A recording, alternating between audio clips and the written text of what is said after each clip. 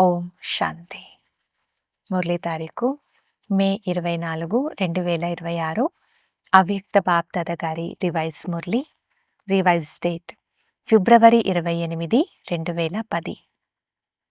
మురళీ సారము: దేహభానపు నేను నేను అన్న హోలీని కాల్చి పరమాత్మ సాంగత్యమనే రంగు యొక్క హోలీని జరుపుకోండి. ఈరోజు హోలీయెస్ట్ తండ్రి తన హోలీ పిల్లలతో హోలీ జరుపుకునేందుకు వచ్చారు. నలువైపులా ఉన్న పిల్లలు దూర దూరాల నుండి స్నేహంలో, హృదయంలో ఇమిడిపోయారు. బాప్దాదా నలువైపులా ఉన్న పిల్లల మస్తకంలో మెరుస్తూ ఉన్న భాగ్య నక్షత్రాన్ని చూస్తున్నారు. ఇంత గొప్ప భాగ్యం పూర్తి కల్పంలో మరెవ్వరిది ఉండదు. ఈ సంగమయుగపు ప్రాప్తుల ఆధారంతో పిల్లలైన మీరు మాత్రమే ఎంత పవిత్రంగా అవుతారంటే, తద్వారా భవిష్యత్తులో మీరు డబల్ కిరీటధారులుగా అవుతారు. ఆత్మ కూడా పవిత్రము, శరీరం కూడా పవిత్రము. పూర్తి కల్పంలో తిరిగి చూడండి, ఏ ధర్మాత్మ కూడా డబల్ పవిత్రంగా అవ్వలేరు. పిల్లలైన మీరు డబల్ పవిత్రంగా కూడా అవుతారు, మరియు డబల్ పవిత్రతకు గుర్తుగా డబల్ కిరీటధారులుగా కూడా అవుతారు. ఈరోజు అందరూ హోలీని జరుపుకుంటారు, కానీ ఈ సమయంలో మీరు డబల్ హోలీగా అనగా పవిత్రంగా అయినందుకు స్మృతి చిహ్నంగానే ఉత్సవ రూపంలో హోలీని జరుపుకుంటారు. మీ ప్రతి అడుగును, మీ జీవితం యొక్క మహత్వాన్ని ఉత్సవం రూపంలో జరుపుకుంటారు. మీరు ఈ సంగమయుగంలో ప్రతిరోజు, ప్రతి అడుగు ఉల్లాస ఉత్సాహాలలో ఉంటారు. కనుక మీ ఉల్లాస ఉత్సాహాల స్మృతి చిహ్నాన్ని ఈ ఉత్సవ రూపంలో జరుపుకుంటారు. ఉల్లాస ఉత్సాహాలు ఎందుకుంటాయి? ఎందుకంటే మీరు పరమాత్మ సాంగత్యమనే రంగు యొక్క హోలీని జరుపుకుంటారు. కనుక మీ ప్రతి అడుగును ఉత్సవం రూపంలో జరుపుకుంటారు.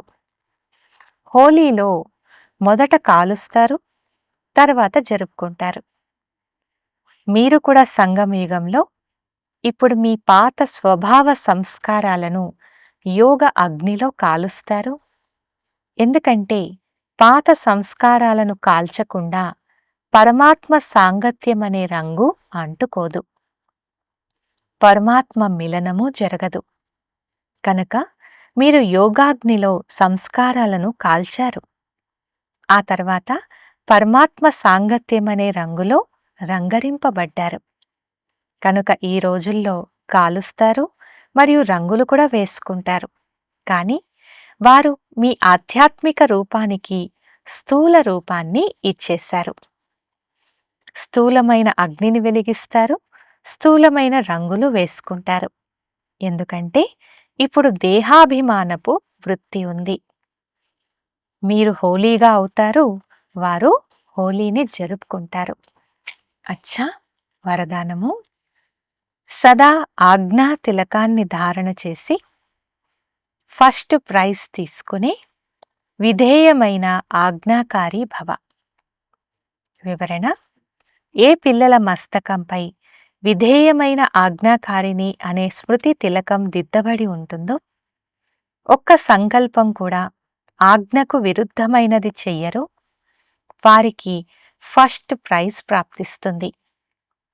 ఎలాగైతే సీతకు గీత లోపల ఉండాలనే ఆజ్ఞ లభించిందో, అలా ప్రతి అడుగు వేస్తూ, ప్రతి సంకల్పం చేస్తూ తండ్రి ఆజ్ఞ అనే గీత లోపల ఉన్నట్లయితే సదా సురక్షితంగా ఉంటారు.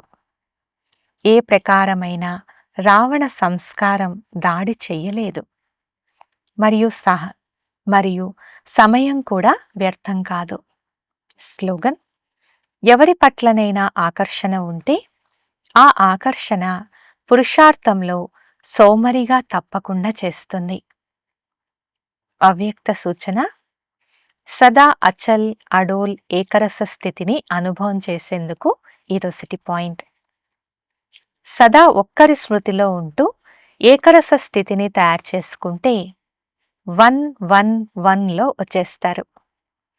బయట ఉంటూ కూడా సీ ఫాదర్, ఫాలో ఫాదర్ అనే పాఠాన్ని పక్కా చేసుకోండి. అప్పుడు ఎలాంటి పరిస్థితుల్లోనూ హెచ్చుతగ్గులవ్వరు.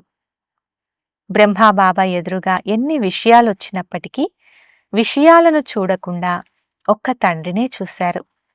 అందుకే నెంబర్ 1గా అయ్యారు. కనుక ఫాలో ఫాదర్. అచ్చా. ఓం శాంతి.